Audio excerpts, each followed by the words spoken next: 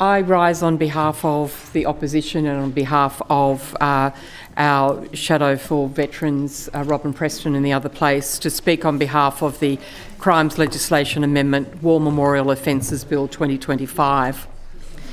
In For the Fallen, Lawrence Binion writes, "They went with songs to the battle. They were young, straight of limb, true of eye, steady and aglow. They were staunch to the end against odds uncounted. They fell with their faces to the foe." And then the following stanza, with which we are all more familiar, as it has been used in Australian commemoration services since 1921. "They shall grow not old as we that are left grow old. Age shall not weary them, nor the years condemn. At the going down of the sun and in the morning, we will remember them." And this bill is about fulfilling that promise of remembrance, of keeping faith with those who served and paid the ultimate sacrifice in the defence of our freedoms. This bill is about seeking to provide stronger protections for war memorials and send a clear message to those who would seek to desecrate or damage what are in truth our sacred sites. We are happy to support this bill. Like the call and response of poetry, the present bill is a response to the call of our substantially similar bill introduced in the other place by our Shadow Minister for Veterans. It is unfortunate that on a matter as important as this, there could not be a bipartisan approach, and Labor could not support our bill or work with us on amendments. We have no intention of being this petty. The subject matter of this bill is too important. We will support this bill and we will seek to make amendments to strengthen it. We will move an amendment to the definition of a war memorial so as to include structures or things within the vicinity of the memorial and integrate it into its design, such as gardens and pools. We will also seek to calibrate the penalties for damage. As drafted, there are either fines of up to $2,200 available or imprisonment for up to 7 years, but nothing in between, where most offences are likely to lie. Order. We are seeking... Order. If I could just ask members to keep their conversations down or maybe take them to the members' lounge. The Honourable Susan Carter has the call. Thank you. We are seeking to provide for a higher upper limit of the fines to ensure that these are commensurate with the damage which has been inflicted on a memorial. We also believe that compensation orders should be available. Why should the RSL, the council or other body have to fund repairs for the damage which has been done? As Cicero observed, the life of the dead is placed in the memory of the living. The lives of those who have died for us, memorialised in our war memorials, is a sacred trust for those of us who are living. They are not monuments to war nor glorifications of violence. They are reminders of sacrifice, of generosity of spirit, and of great and enduring loss. They help us remember what has been given for us and challenge us to live our lives to be worthy of that sacrifice. The very least we can do is to ensure respect and adequate protections for these important memorials. I move amendment number 1 on opposition sheet 2025-186A. If I can speak to the amendment, it's one amendment, but it is... Members, please, can we just keep it down a little bit? Thank you. It has a number of parts to the amendment. The first and very important amendment is to the definition of a war memorial. At present, the bill defines a war memorial primarily as a physical object, as a monument, a shrine or a statue. But in practice, war memorials are almost always more than just that central structure. They are designed precincts. They are integrated with gardens, with avenues of honour, with reflection pools, with flame features, or with landscape surrounds. If you just think about the cenotaph in Martin Place, it's not just the granite monument. It includes the eternal flame, the steps, and the immediate surrounds where thousands gather each Anzac Day. If you think of a cenotaph in a country town, it's quite often set within a beautiful rose garden, often actually those roses being planted by returned servicemen themselves. It may be approached by an avenue of trees planted in memory of each fallen soldier. If someone was to vandalise those trees or to destroy that rose garden, should the law not also regard that as the desecration of a war memorial? We say it should. And we say that the government's definition is too narrow and risks leaving those elements unprotected.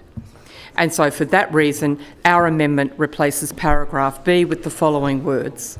Subject to subsection 4, a war shrine, monument, statue or other similar structure or place includes a thing or area in the vicinity of and that forms part of the site of the shrine, monument, statue or other similar structure or place. And for clarity, we provide examples, a garden, pool or other integrated design that is in the vicinity of and forms part of the site of a war shrine, monument, statue or other similar structure or place.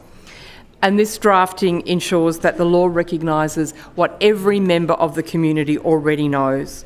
A memorial is more than a lump of stone, it is the whole site, and it is that whole site that deserves protection. We also address the issue of penalties. The maximum penalty for damaging or desecrating a war memorial is 40 penalty units. For the deliberate desecration of a memorial, that is manifestly inadequate. This is not the same as tagging a bus shelter or scratching a park bench. This is an act that strikes at the heart of community values and it should be recognised as such.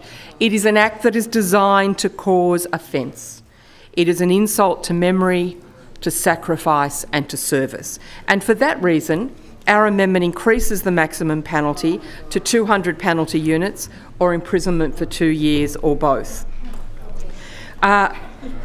Why 2 years? Because the courts must have the option of imposing a serious custodial penalty in serious cases. This is not going to be awarded in every case and courts will have discretion, but that discretion needs to be there. Order. Mrs Carter, just for a moment. Please. I'm having extreme difficulties hearing. Hansard would be having even more difficulties and it's extremely rude as well. So please continue, Mrs Carter. Thank you.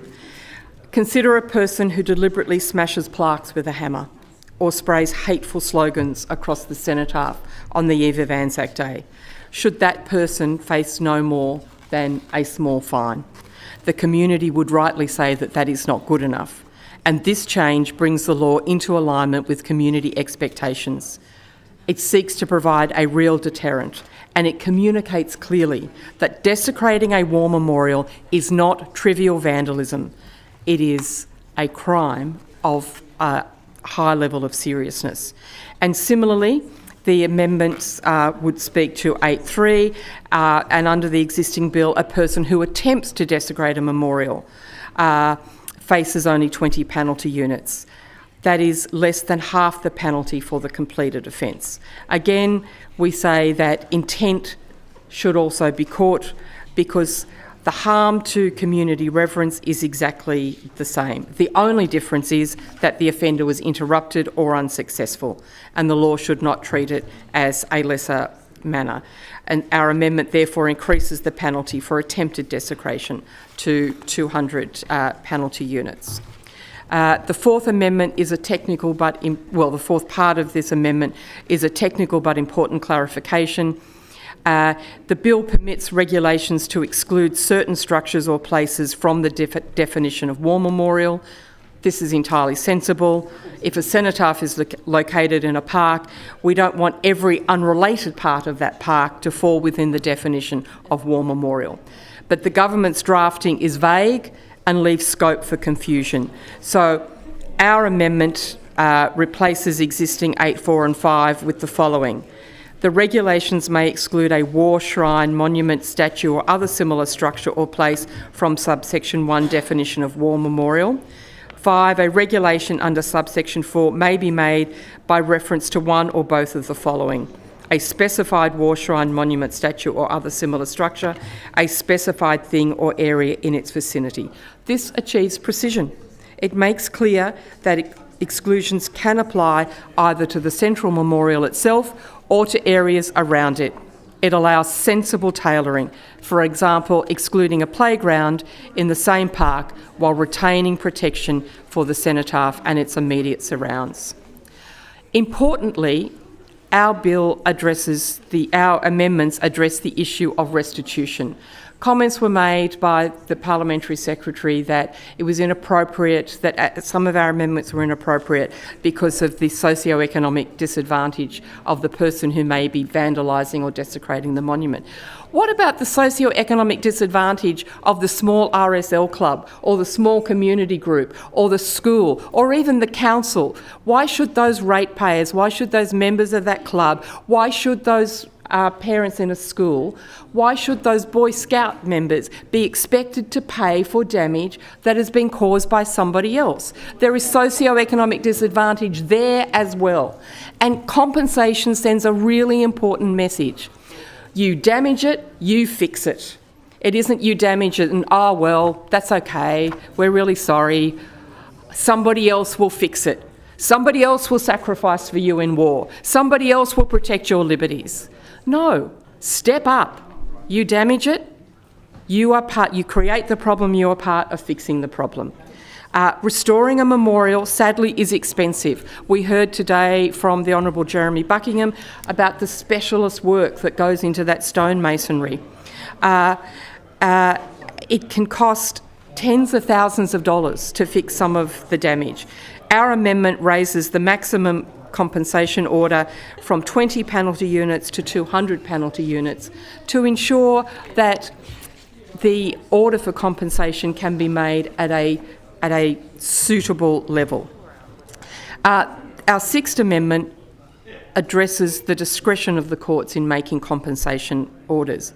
At present, the law says that a court may order compensation, and in practice, too often, this order is not made. Offenders walk away with a small fine or a community order while the local community is left to clean up the mess. This is not appropriate. Our amendment would insert new subsections that an order requiring an amount to be paid must be made unless the court is satisfied that there are special circumstances. So it's not mandatory. Special circumstances may apply. The court may not make an order under subsection 1 for the payment of an amount that exceeds the amount for which an order may be made by the court when exercising jurisdiction under the Civil Procedure Act. In other words, restitution becomes default and the court must order it unless there are special circumstances.